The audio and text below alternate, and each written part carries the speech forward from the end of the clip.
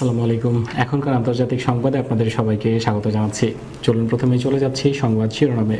সরকার গঠনে বাইডেনের transition website চালু।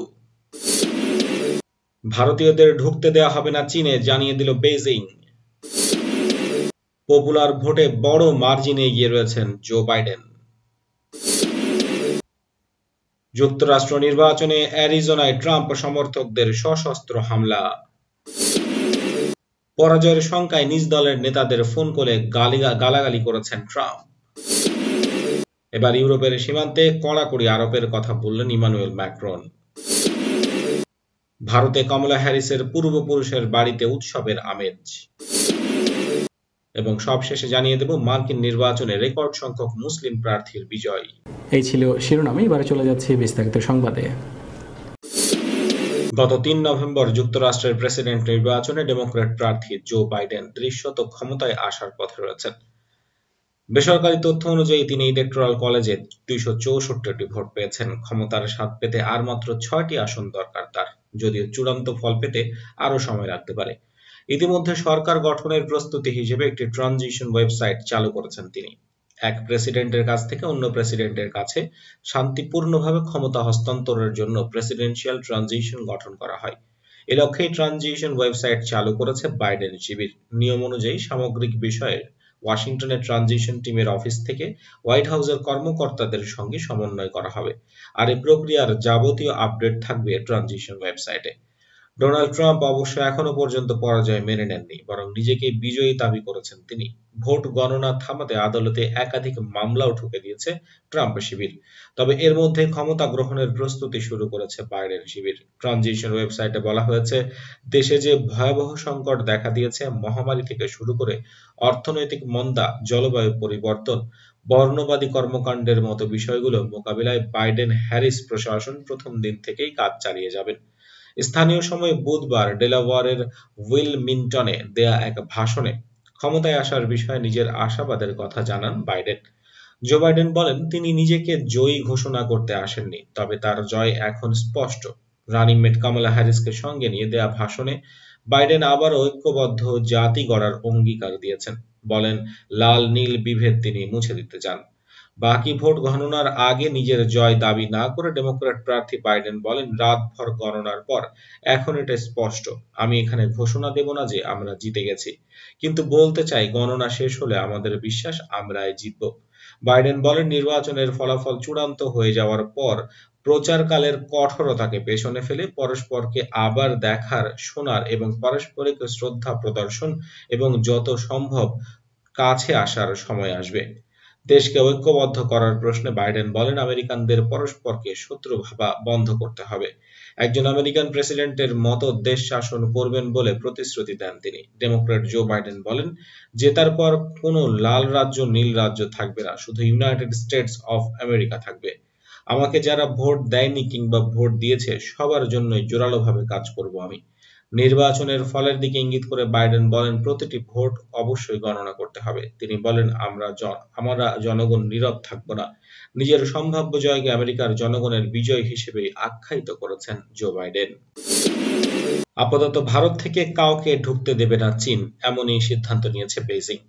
করোনা মহামারীর জেরেই এমন সিদ্ধান্ত নেওয়া হয়েছে বলে জানা গিয়েছে। সম্প্রতি ভারত থেকে চীনে যাওয়া এক এয়ার ইন্ডিয়ার বিমানে ২০ জন যাত্রীর শরীরে করোনা ভাইরাসের উপস্থিতি পাওয়া গিয়েছে। বন্দে ভারত মিশনের আওতায় ওই বিমান চীনে গিয়েছিল।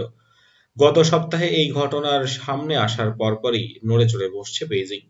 ১৩ নভেম্বর থেকে ৪ ডিসেম্বরের মধ্যে ৪টি বিমান ভারত থেকে চীনে যাওয়ার কথা। সেই বিমান যাবে না বলেই মনে করা হচ্ছে। শুক্রবার দিল্লি থেকে উহানে যাওয়ার কথা ছিল একটি বিমানের, কিন্তু তাতে নিষেধাজ্ঞা জারি করেছে চীনা প্রশাসনের তরফে। এর অনুমতি মেলেনি বলে জানা গিয়েছে। শুধু ভারত নয়, বেলজিয়াম, ইউকে, ফিলিপিন্স থেকে যাওয়া বিমানের ক্ষেত্রেও চীন এভাবেই নিষেধাজ্ঞা জারি করেছে বলে মনে করা হচ্ছে। ভারতের চীনা দূতাবাসের ওয়েবসাইটে বৃহস্পতিবার এক বিবৃতি প্রকাশ করা হয়েছে। সেখানে বলা হয়েছে, করোনা মহামারীর জন্য চীন সিদ্ধান্ত নিয়েছে আপাতত ভারতীয়দের চীনে যাওয়ার অনুমতি দেওয়া হবে না, তবে নিষেধাজ্ঞা সাময়িক বলে জানানো হয়েছে। মার্কিন প্রেসিডেন্ট নির্বাচনে হাতি প্রতীককে ট্রাম্প কার্ড দেখিয়ে দিল গাধা। হোয়াইট হাউসে যাওয়ার পথে ডোনাল্ড ট্রাম্পের চেয়ে বেশ কয়েক কদম এগিয়ে যাওয়ার কথা আবার ঘোষণা করলেন ডেমোক্র্যাট প্রার্থী জো বাইডেন। ভাইস প্রেসিডেন্ট পদপ্রার্থী কমলা হ্যারিসকে পাশে নিয়ে ঘোষণা করলেন তারাই জিততে চলেছেন। ওয়েলমিংটনে বাইডেন সাংবাদিকদের সাথে বৈঠক করেন বৃহস্পতিবার গভীর রাতে। সেখানে তিনি বলেন, জিতে গেছি এই ঘোষণা করতে আসিনি, ট্রেন্ড যা তাতেই আমরা জিতে চলেছি।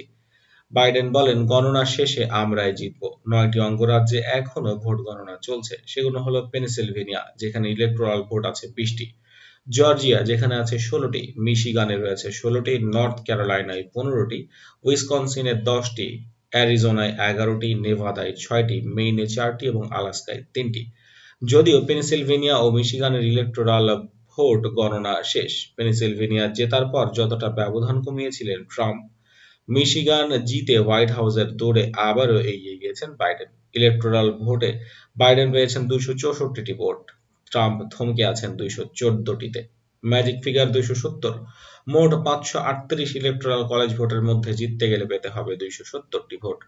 পপুলার ভোটে বড় মার্জিনে এগিয়ে বাইডেন। তার প্রাপ্ত মোট ভোটের সংখ্যা 6,37,38,681, আর ট্রাম্প পেয়েছেন 6,61,20,789 ভোট। গতবারও হিলারি ক্লিনটনের থেকে 30 লাখ পপুলার ভোট কম পেয়েছিলেন ট্রাম্প। পেনসিলভেনিয়ায় প্রায় 82% ভোট গণনা হয়ে গিয়েছে, তাতে 57% ভোট পেয়ে এগিয়ে রয়েছেন ট্রাম্প। মিশিগানের দখল বাইডেনের। নর্থ ক্যারোলাইনার প্রায় 95% ভোট গণনায় 50%-এর বেশি ভোট পেয়ে এগিয়ে রয়েছেন ট্রাম্প। ফলে সেখানকার সব ইলেকটোরাল ভোট তার দিকেই যাবেন। জর্জিয়াতেও ট্রাম্প এগিয়ে। অ্যারিজোনায় 86% ভোট গণনায় 51.8% ভোট পেয়ে এগিয়ে রয়েছেন জো বাইডেন। ইসলাম ধর্ম নিয়ে বিরূপ মন্তব্যের জেরে মুসলিম বিশ্বে বেশ তোপের মুখে পড়েছেন ফ্রান্সের প্রেসিডেন্ট ইমানুয়েল ম্যাক্রন। এর রেশ কাটতে না কাটতেই ইসলামপন্থী সন্ত্রাসবাদের অভিযোগ তুলে তিনি ইউরোপের সীমান্তে কড়াকড়ি আরোপের কথা বললেন। ইউরোপের সেনজেনভুক্ত দেশগুলোর নিরাপত্তার জন্য এ ধরনের পদক্ষেপ গ্রহণ করা প্রয়োজন বলে উল্লেখ করেছেন তিনি। ইউরোপের সেনজেন চুক্তির আওতাধীন দেশগুলো নিজেদের মধ্যে সীমান্তে স্থিরতা বজায় রাখে। তিনি বলেন, সেনজেন চুক্তির আওতাধীন দেশগুলোর নিরাপত্তা ঠিক রাখতে ইউরোপকে এটি পুনর্বিবেচনা করতে হবে।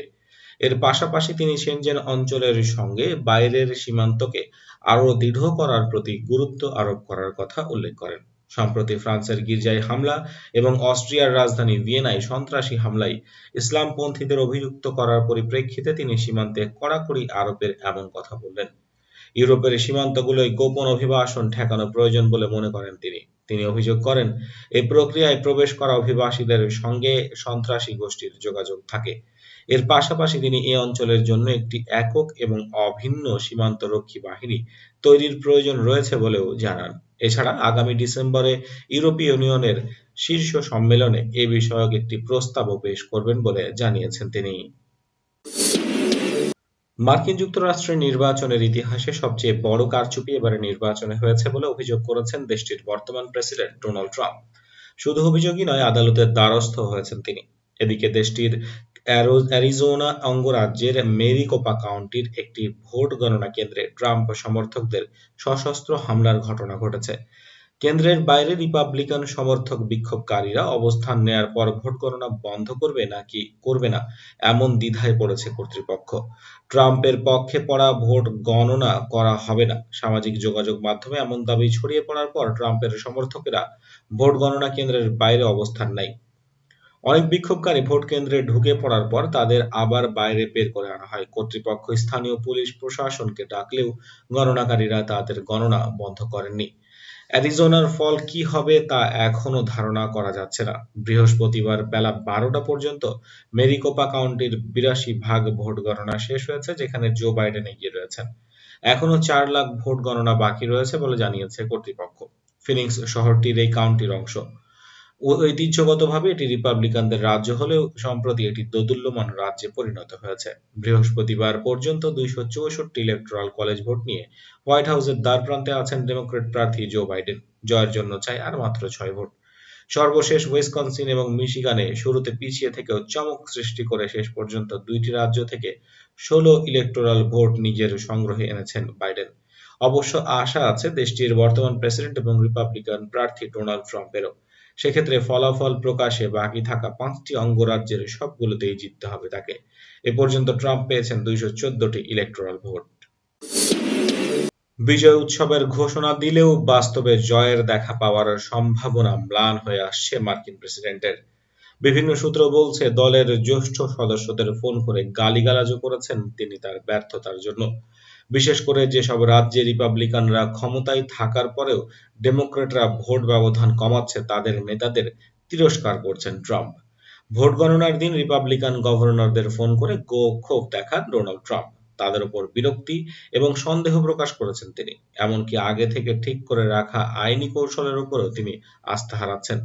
অ্যারিজোনার গভর্নর ডগ ডসি, জর্জিয়ার ব্রায়ান কেম্প, ফ্লোরিডার গভর্নর রন ডেসান্টিসকে ফোন করে রাগ ঝেড়েছেন তিনি। এদিকে অ্যারিজোনায় বাইডেনকে জয়ী ঘোষণা দেওয়ার পরপরই নিজ দেশের গণমাধ্যম ফক্স নিউজের উপর ক্ষেপে যান ট্রাম্প। ফক্স সহ অল্প কিছু গণমাধ্যম সেখানে বাইডেনকে জয়ী বলে তার প্রাপ্ত ইলেকটোরাল ভোটকে বিবেচনায় আনছে। সেখানে ভোট গণনা চলাকালে তিনি সেটি থামানোর জন্য মামলা করার নির্দেশ দেন। রিপাবলিকানরা বুধবার সারাদিন আইনি কৌশলে ব্যস্ত সময় পার করেছেন। এই কারণে আরও রেগেছেন ট্রাম্প। সহযোগীদের ফোন করে ক্ষোভও প্রকাশ করেছেন তিনি। সুইং স্টেট উইসকনসিনের ভোট পুনরায় গণনার আবেদন করার কথা জানিয়েছেন ট্রাম্পের প্রচারণা শিবির। মিশিগানেও ভোট পুনরায় গণনা করার আবেদন করা হলে জানান ট্রাম্পের সহযোগীরা, কিন্তু মিশিগানের প্রধান নির্বাচন কর্মকর্তা জোসলিন বেনসন ট্রাম্পের এই কাজকে ছেলেমানুষি বলে মন্তব্য করেছেন। মার্কিন প্রেসিডেন্ট নির্বাচনে ভাইস প্রেসিডেন্ট পদে ডেমোক্র্যাট প্রার্থী কমলা হ্যারিসের দক্ষিণ ভারতের পূর্বপুরুষের বাড়িতে চলছে উৎসবের আমেজ। জয়ের আভাস পাওয়ায় চেন্নাই থেকে 200 মাইল দূরের গ্রাম তুলাসেন্দ্রপুরামে চলছে আনন্দ উল্লাস। বুধবার রাতভর টেলিভিশনে ফলাফল দেখেছে গ্রামবাসী। সফলতা কামনা করে গ্রাম জুড়ে শোভা পাচ্ছে কমলা হ্যারিসের পোস্টার। কোথাও কোথাও রং দিয়ে লেখা হয়েছে আশীর্বাদমূলক স্লোগান। মন্দিরে চলে বিশেষ প্রার্থনা। কমলা হ্যারিসের নানা গোপালান 90 বছর আগে ভারত ছেড়ে পাড়ি জমান যুক্তরাষ্ট্রে। সেখানে সরকারি কর্মকর্তা হিসেবে দায়িত্ব পালন করেন তিনি। কমলার বাবা ছিলেন জ্যামাইকান। 5 বছর বয়সে একবার চেন্নাই বেড়াতে গিয়েছিলেন কমলা হ্যারিস। 59তম মার্কিন নির্বাচনে ডেমোক্র্যাট থেকে মনোনীত বিভিন্ন অঙ্গরাজ্যে রেকর্ড মুসলিম প্রার্থী বিজয়ী হয়েছেন। প্রথমবারের মতো নতুন 5 মুসলিম বিজয়ী হয়ে ইতিহাস তৈরি করেছে। মুসলিম নারীরাও রয়েছে বিজয়ীদের কাতারে। জানা গেছে ওকলাহোমা অঙ্গরাজ্য থেকে প্রথম মুসলিম হিসেবে বিজয়ী হন মৌরি টার্নার। দিলাওয়ারা থেকে প্রথম মুসলিম হিসেবে মদিনা উইলসন এন্টন বিজয়ী হন। কলোরাডো থেকে প্রথম মুসলিম হিসেবে হাউস অব রিপ্রেজেন্টেটিভে বিজয় অর্জন করেন ইমান জোদে। উইসকনসিন রাজ্য থেকে কৃষ্ণাঙ্গ ও মুসলিম হিসেবে প্রথমবারের মতো বিজয়ী হন সাম্বা বালদে। ফ্লোরিডা রাজ্য থেকে সানশাইন অঙ্গরাজ্যে ক্রিস্টোফার বেঞ্জামিন প্রথম মুসলিম হিসেবে নির্বাচিত হয়েছেন। এভাবে ডেমোক্র্যাট থেকে মুসলিমদের এই বিজয় নিঃসন্দেহে অবিস্মরণীয়। এছাড়া দ্বিতীয়বারের মতো আবারও কংগ্রেস প্রতিনিধি হিসেবে নির্বাচনে জিতেছেন ইলহাম ওমর এবং রাশিদা তালিব। বন্ধুরা, এই ছিল এতক্ষণ পর্যন্ত সংবাদে। আশা করি আপনাদের ভালো লেগেছে। ভিডিওটি অবশ্যই লাইক করবেন, খবরটি আপনাদের বন্ধুদের সাথে শেয়ার করবেন। চ্যানেলে সাবস্ক্রাইব করে না থাকলে এক্ষুনি চ্যানেলে সাবস্ক্রাইব করে বেল আইকনে ক্লিক করুন নিয়মিত আপডেট পাওয়ার জন্য। কমেন্ট বক্সে আপনার মূল্যবান মতামত জানাতে ভুলবেন না। দেখা হচ্ছে পরবর্তী খবরে। ততক্ষণ পর্যন্ত ভালো থাকবেন। আল্লাহ হাফেজ।